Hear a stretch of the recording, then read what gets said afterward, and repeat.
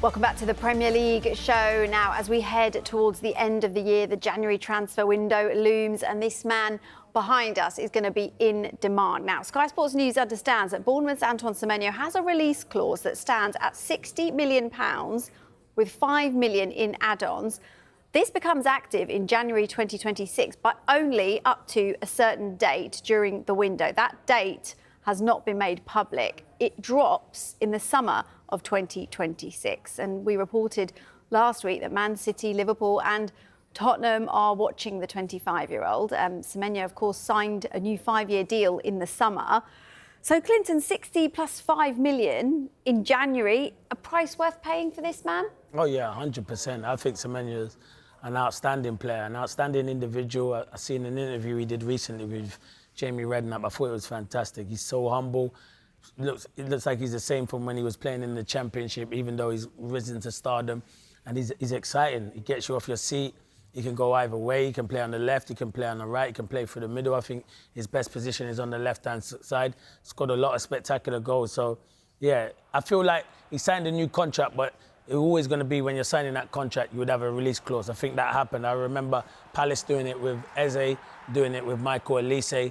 And, you know, this goal he scores here, the second goal at Anfield, he basically brought Bournemouth back into the game. It's a fantastic goal, and I think he's an outstanding player. And, yeah, Bournemouth ain't going to want to lose him, but someone will be willing to pay the 60 million.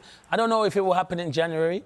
It might be more the end of the summer because we said Liverpool are interested. Liverpool have already spent a lot of money so far, but it's someone like a Man City or a Tottenham that probably would come and maybe get Semenyo. This is a brilliant goal against Fulham because he has no right to score from it. He just passes it into the bottom of the net. He's such a good player, and that is hard work, dedication. The Bournemouth manager, Iriola, has improved him as well, but you've got to do that yourself as well, and I think he's a fantastic player. So we mentioned look, these big hitters interested, City, Liverpool and Tottenham.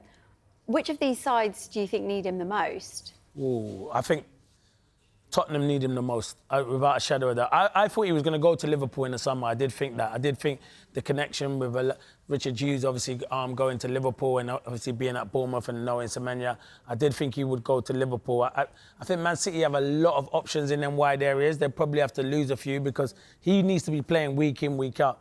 But Tottenham need a wide player like Semenyo. So for me, every team needs him, but I think the most... If I'm looking at it now and thinking to myself, come January, it'd probably be Tottenham that would be looking to pay that money for Semenyo. But listen, Man City and Liverpool, those sort of clubs interested in him.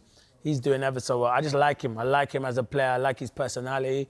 I like the confidence that he has. I know he missed the penalty previously against Aston Villa, but I can guarantee when they get another penalty, he'll take the ball. He's full of confidence, and yeah, I think he's got the world at his feet, and he's at a good age as well. A lot of people have been talking about that interview that you mentioned that he did with Jamie Redknapp. Really good interview, and you get to see a different side to him. Yeah.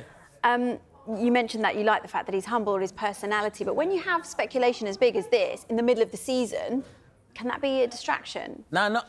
I don't know, to everyone, to other players it can be, but I don't think it will be to him. I think he knows the job Bournemouth have done to him, and he'll just get on with it and just do it. And what will be, will be. Come January, if something happens, it happens. I think he'll handle it the same way Eze handled his and Mark Gay's handled their situation, where he won't force a move through. I think he'll just get on with it, plays football. Well, I hope he doesn't. Because he seems that type of character that just enjoys playing football. He realises what Bournemouth have done for him, and if something does come in, and they get that release clause, then it's up to him and he's free to go and speak to it. I don't think Bournemouth would, an opportunity of like one of those two clubs come for him, knocking on the door for him, will say, oh no, we're not doing that. They've made big money on him. For what they pay for him and for what they'll get for him, they've made big money, and he's been a big influence on that football club. But he deserves whatever he's going to get in life because, as I said, it's so difficult sometimes when you see footballers doing interviews, you don't see the real them. But when he did that interview with Jamie Redknapp, you saw the real him, and he's just a humble guy, so I wish him all the best. Well, let's say, for argument's sake, all three come in for him. As a player, what kind of things influence your decision when you've got a choice of clubs and, massive ones at that? Well, first and foremost, money does talk.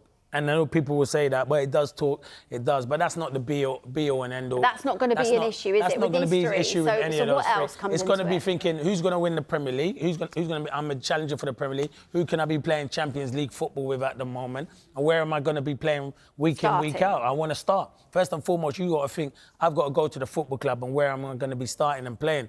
If he goes to Man City, they've got loads of wingers.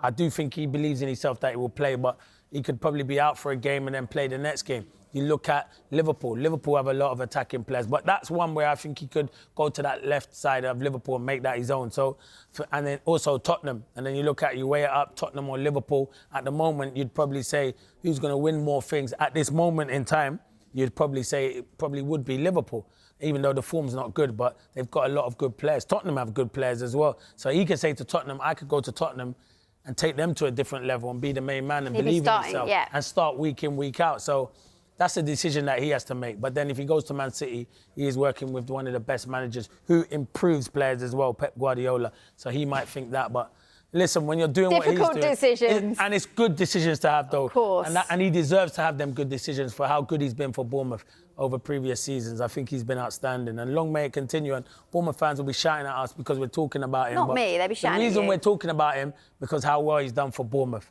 And he has to credit Bournemouth and Iriola for the job that they've done with Semenyo because he's been outstanding.